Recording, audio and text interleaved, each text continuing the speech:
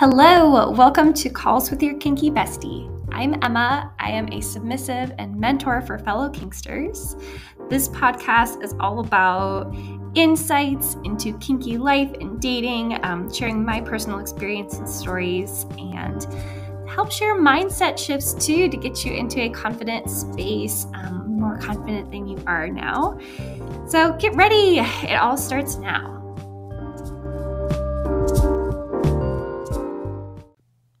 Besties, we're back. Another week. And I have a lovely free resource for you to go with this episode too. So I'm very excited about it. It's been getting a lot of positive feedback on social media. But you know what the topic is today. We're talking about kink shaming. So obviously if you're here and you're a kinky person, your life is affected negatively by kink shaming in one way or another. And there's a lot to that we recognize as damaging and that we see it. Like we know that if we get a hurtful comment, it has, can have an emotional effect on us. It can, affect the way that you perceive yourself and kind of your view of the world. Like it has some negative impacts that are just kind of inherent. But I want to go a little deeper today and talk more about the ways that kink shaming is hurting your life that you don't see, so that you can be more aware of it to then, heal and move forward. And we're also going to talk about, some amazing techniques for healing, but also, how to protect yourself, like by creating boundaries so that this is less and less a part of your life so that, you're not having to deal with all this negative impact all the time. But all right, so let's get right into it. So obviously we are human beings, and for the majority of humanity, I don't know, I'm not a scientist or a doctor in this. We're people that exist in packs. So your survival, for past generations, part of surviving was being in a pack setting where people would take care of you in different ways. So it's really threatening to your life and your livelihood to be rejected by someone in the pack and have to be, forced to do it on your own. So that's the mode that your brain is going into when someone is saying a nasty comment to you about your kink. So, and even if someone is not saying a nasty comment to you directly, I think this happens a lot for folks who are earlier in their kinky journey where they're doing research about it and maybe they're exploring privately or with a partner. But if they're not really out, it probably doesn't come up very often that people are kink shaming you directly, but maybe people are, having this kink shaming narrative and talking about, how they perceive certain things when they're around you, when it's like they don't even realize that you're the group that they're criticizing. So that can be really hurtful as well. And of course, there's so many different ways that this can show up in your life, right? But anyways, so there's that layer to it. But let's talk about that other layer. So if you're someone who maybe doesn't get a ton of direct kink shaming, or maybe even if you do, but if you are not someone who gets a lot of direct kink shaming because, you're holding certain things back, you are kind of flying under the radar and are very discreet in the way you operate things, so you're not even subjected to it directly in the same way, that is a way that kink shaming is hurting your life. So when you're avoiding doing something or sharing bits about yourself because you're afraid that you're going to be shamed for it, then you are not living your life the way that you want to. As this result of fear of the shaming. So it's affecting your life as well. And that's not to say that this is smart in every single context of your life as it exists now to very openly share your bedroom things. So also there's a lot of situations where talking about your sex life isn't appropriate in general. So there's an element of lifestyle design to this. Like for me, I really wanted to prioritize being able to be open about this because for multiple layers. So the one is that yes, I really enjoy kinky sex. I like talking about it, but I'm not in a 24/7 dynamic. That's not something I ever desire to be in, but I am neurodivergent and I have a really hard time keeping things to myself. Like I want it, it all feels like fair game to me, and I have a hard time like recognizing what are the appropriate situations or not, you know? So that was part of my lifestyle design, is recognizing that about myself and knowing that that's the case for me. How can I set up my life in a way that is going to be appropriate for me to be sharing this piece of my life in as many areas of my life as possible? So this might be something that you phase out over time, and you have to be a little bit strategic about it, and also do some self-reflection on like, how do I want kink to be present in different areas of my life? If you're someone who does desire a 24/7 dynamic, then in order for you to get that 24/7 dynamic, you're going to have to change your lifestyle around a whole lot so that you can do that and share that with people in your life. But again, you deciding not to do the thing that you want to do, like if you want to be in a 24/7 dynamic, but you're not doing it because you're afraid of the shame or the judgment or whatever, that is affecting your life in a really negative way. Because yeah, if that's the desire in your heart and the thing that you want to experience, and you know, you're not letting yourself have it out of fear, oh my God, like the things that is saying to your brain about yourself, it's almost like you then, even if you're not getting the shame directly, if you are deciding not to do this thing or talk about it because you are fearing the shame, but it hasn't actually happened to you yet, it's like you're shaming yourself a little bit. And I think that's a lot of what it is too, especially when we're closeted and earlier on in our journey, when we're so used to hearing it all the time. It becomes part of your belief system when all the people around you think the things the same way. So there's a little bit of like this internal conflict that goes on when you're starting to realize this is a thing that I want to do, but everyone around me thinks that this is wrong and bad. So what does this say about me? It must mean that I'm wrong and bad. So there's like so much unlearning, and it's hard to do. You're not going to be able to do that unlearning as effectively, and sometimes not even all the way, when you're not actually, making those physical changes of like talking about it and being more comfortable in it. It's a really great way to, accelerate the speed that you can find this love and acceptance for yourself, and also just live the fucking life that you want. And that's the whole thing here. So, okay. And then another little bit I want to chat about here, is that I am someone who is publicly kinky. Like, that's obviously like my business. I share my face on here. I talk about it. And I am on some like not inherently kinky social media, like Instagram is a big one that I'm on. And to be clear, I have my Instagram set up to be 18 plus, so it's not shown to minors, and I do use kinky hashtags. So that's who I'm trying to reach, but I've had a few videos of mine go, viral, in which case then some people are seeing it who are really not on board with the whole thing. So I get a lot of nasty comments like all the time, and some of them, I won't lie to you, some of them are pretty brutal. And this is a process, obviously, that like, it's never going to go away all the way, I don't think. Like, I'm still healing and learning these lessons too, and like, figuring out how to move through this faster and faster and like set boundaries in a different way. But anyways, what's funny is that, yes, some of them hurt, but a lot of them like really are not that bad at all. And it kind of makes me laugh because it's like, oh wow, this is what I was afraid of. Like, this is what I was not going to post about because some faceless profile commented weirdo or gross. It's just like, sometimes it's not as bad as you think. And I've also, had, and this is, part of the neurodivergent experience too. Sometimes I don't even realize that someone is trying to be negative. Just till it goes over your head entirely, which is, it's kind of great actually. I don't know.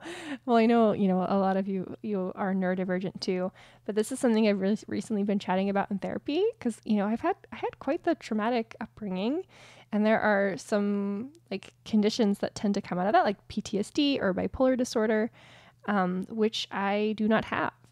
And, my lovely sweet therapist was telling me, well, this is like props to your ADHD brain because typically if you have a brain like that, you're like, yeah, things can go over your head or you process them in different ways.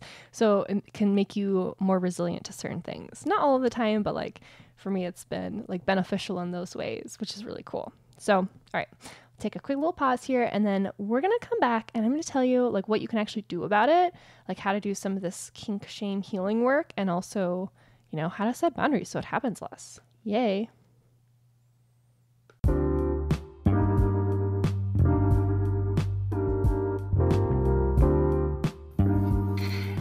Just a little break to share that if you are loving this podcast and my content, if I'm someone you could see yourself working with, but you're wanting more direct support for your specific situation, I do offer mentorship.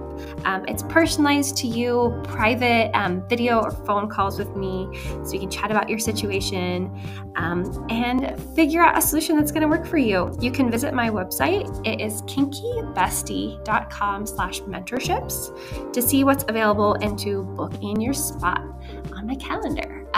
It's kinky with a Y at the end and bestie with an IE at the end. The link will be in the show notes, so you can check it out there. Back to the show.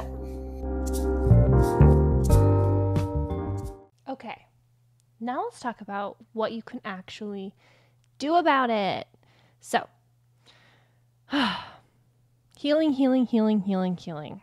This is going to be a lifelong thing all of the time. And what I love and hate about it a little bit is every time I move through new levels and heal a lot of stuff, it takes some time, you settle in, and then every time I go back to this healing work, like more stuff always resurfaces to heal. So there's a few lovely tactics to do this, and this is where the lovely free resource I have for you comes in. So over on Instagram, I did this, and it was so popular that I figured I would come up with a different way to share it that wasn't just on Instagram, which, you know, can kind of like disappear in the feed and it's harder to find later down the road. And, you know, you might be listening to this podcast later than I actually posted it, most likely. So over on Instagram, I did this lovely kink shame healing oracle reading. So I sat down, I actually did 3 different readings, and I did them really fully in depth, and I kind of split them up so that you would, you know, find the one that you were meant to see. The idea being like, these are 3 different things. So this isn't necessarily like a collective reading. It's like you're going to find this and this is going to be the message for you kind of thing. Let's do a little pause. Let me tell you about what oracle cards are if you're not familiar. So oracle cards, it's basically just an introspective tool. So if you've heard of tarot, it's a very, very similar system. It doesn't have the same, like, I don't know, I'm a little spiritual. I'm not superstitious, but I am a little stitious, as Michael Scott would say. So there's like a little bit of mysticism to it, but it's not rooted in like evil or devil or anything like that. You know, I was raised in a Catholic household, so I know I was raised learning a lot of those things. But this is not that. It's literally just a deck of cards that have beautiful different messages for you, and it's meant to like spark insights and, you know, have you tap into your own intuition a little bit too, to glean out messages for yourself. It's really lovely. And what I like about it is that like every time I do a reading, especially like a reading for myself, there's always like the message I always get to is something that like, okay, I think I would have figured that out on my own eventually had it not been for the cards. But because I just have a deck in front of me and I can just like flip the card and see the message, it just like brings it to you quicker, because it's like, oh, here and now, and then you're able to make those connections quicker rather than doing like the ruminating about the current situation you're in. It just kind of like a step back for me, which is so lovely. And it just has you think about things in different ways that you might not have otherwise, like considering other perspectives and stuff. So it's really grounding in that way too, which is nice. Okay, so that's a little bit about Oracle. The other thing I love about Oracle is there's different types of decks with different kind of themes. Like some decks might be like just positive affirmations and some are like just guidance. And one of the decks that I use in this shame healing Oracle reading, it's beautiful. It's called the Work Your Light Oracle deck by Rebecca Campbell. I'll have it linked in the show notes if you want to, do that. And like learn about this for yourself. It's a really empowering practice. But anyways, what I like about this deck is it's like a little bit a mix of both. So there's 4 different or maybe 5 different categories of cards throughout it. So like some are action cards, some are, oh my God, what even are the other suites? And I noticed when I flip through them that there's kind of different distinct themes that come out. Like some of them are more about people, and some of them are more about like places, and some of them are literally guidance. So it's like stop, yes, no, which I rarely ever get those, but it's always like, you know, really impactful when you do. But anyways, so I did these 3 different readings, which are really beautiful. And I turned this into actually a quiz on my site. So you can, you know, it'll show you 3 different cards. They all look the same. And you're just going to intuitively select the one that you feel drawn to. So don't think too hard about it. Just like literally what catches your eye, that's the one you're going to click on, and you'll start getting your lovely shame healing reading. So that's a really beautiful way to do it. I got, oh my gosh, just so much amazing feedback from that. I'm so glad it's been so impactful. The big theme with it is that, like, yeah, a lot of folks were sharing that they feel really empowered coming out of it. You know, and I got all these comments about like how accurate it is too, which is just like always really fun and interesting to see. But yeah, okay, so mystical practices can totally be brought in. So think about like, yeah, how have you managed to heal things for yourself in the past? Are you a meditator, a journaler? Like journaling always really helps me. Sometimes, you know, it's more physical. Like sometimes you might need to hold or help yourself, or, you know, this is kink. So we do a lot of kink practice, I think, can be healing as well for specific shames. So like, you know, a lot of people that went through certain trauma will seek out a kink practice that is very similar to experience it in like a controlled, in charge way and like move through it, which I think is so beautiful. So if the shame that you're feeling is around a kink you have, the healing work is probably going to be doing the kink that you have that you feel shameful about, and like learning more about it and getting more comfortable in it and finding other people in the community doing this. But really what I want to stress here with shame is that, like, yes, we all have these things. And whether you like it or not, there are wounds in your life as a repercussion, unless you literally live in a cave and don't know what's going on. So you can think about all the different layers that this shows up for you. This might not even be healing like direct instances where someone has told you something. This might be healing like, you know, if you were raised in a family where you were taught certain things about even just like sex, or like more of like the basics, like healing those types of things. Sometimes I'll do like a little bit of healing for, you know, past generations. So I'm a woman, so I do a lot of healing around like, wow, what did my mom go through in her generation? What about my grandma?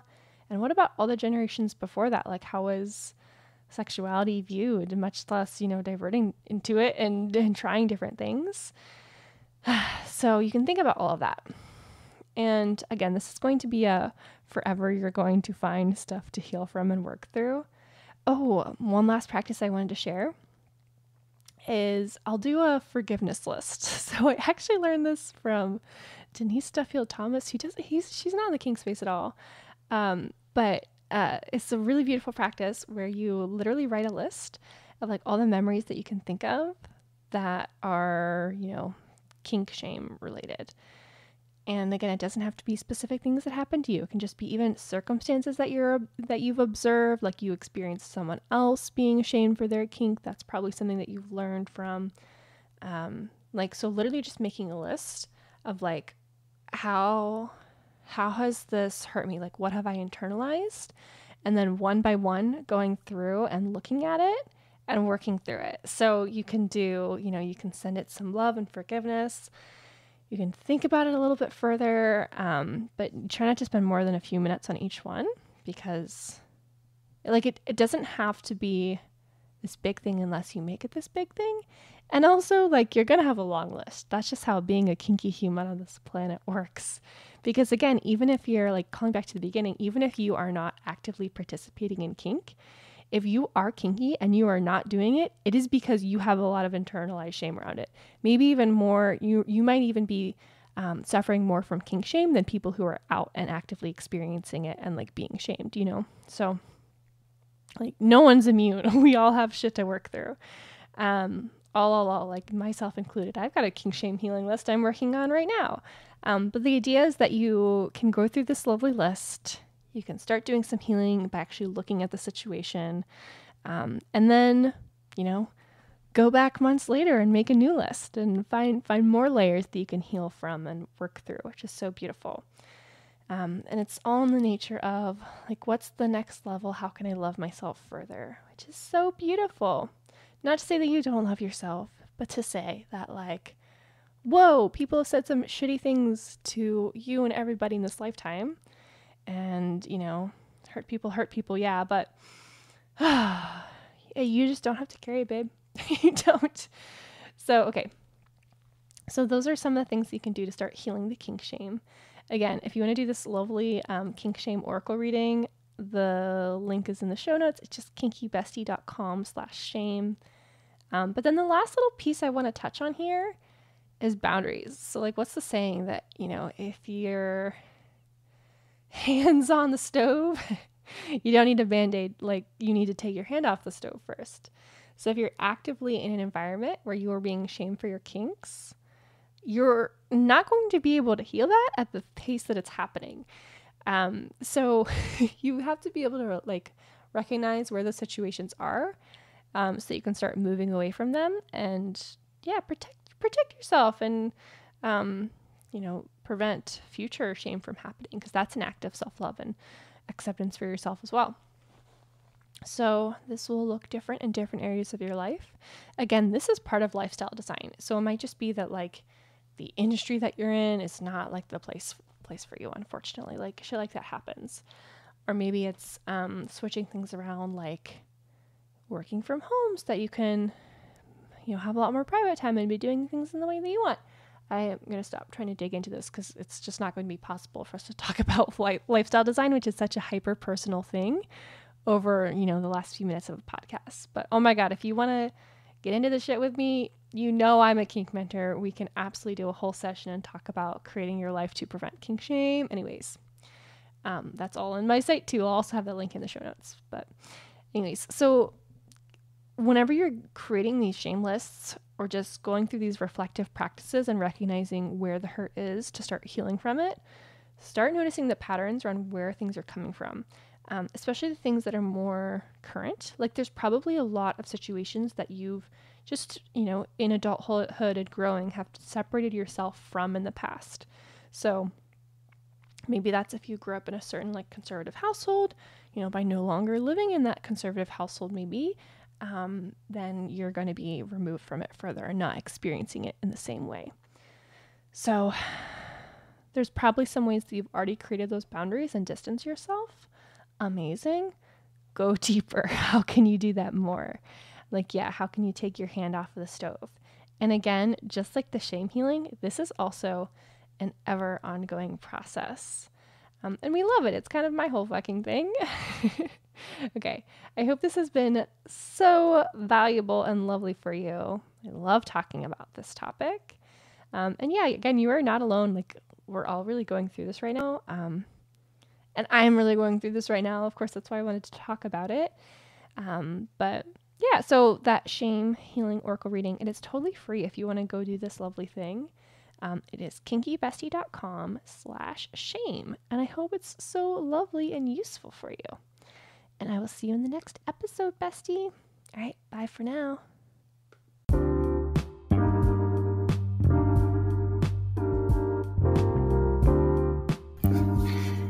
Thank you so much for joining me this episode. You can follow the podcast on the platform where you're listening to get updates with new episodes. You can follow me on social media at Kinky Bestie. I'm on Instagram. You can also check the show notes for any links or resources that I talked about in this episode, or just more ways to connect with me. And please share this with your kinky friends who could benefit from this type of content. There is also an option for each podcast episode to engage with Q&As or polls. So I'd love to hear from you and create future episodes around what you want to chime in with. So please check those out in the show notes too. And I look forward to hearing from you. Bye.